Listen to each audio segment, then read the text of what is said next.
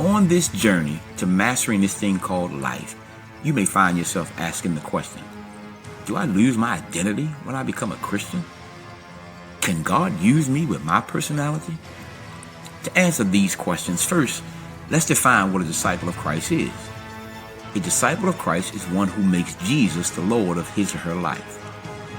The Bible says in Luke chapter 9, verse 23, if any man will come after me, let him deny himself, take up his cross daily, and follow me.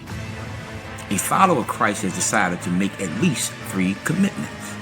Deny self, take up their cross daily, and follow Christ. A disciple's first commitment is to deny yourself. Now that doesn't mean to reject who you are. It doesn't mean to reject your identity. It means to reject a self-centered life, denying all of self for Christ.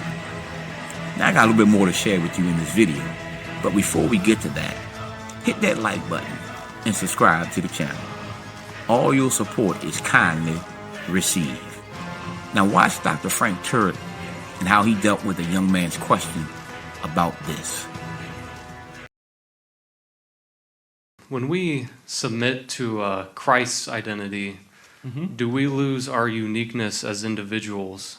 How do we keep our individuality when we accept Christ's identity?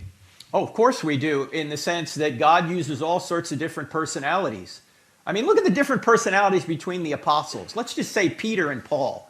2 different personalities, right? Mm-hmm. Paul is what we call a direct, demanding, decisive, dictatorial, dogmatic doer. For those of you who know the DISC personality profile, he's the D, right? Let's get everything done, do it now. I want this yesterday. Peter is the fun one, the influencer one, the man that speaks and thinks later, right? But God used both of them.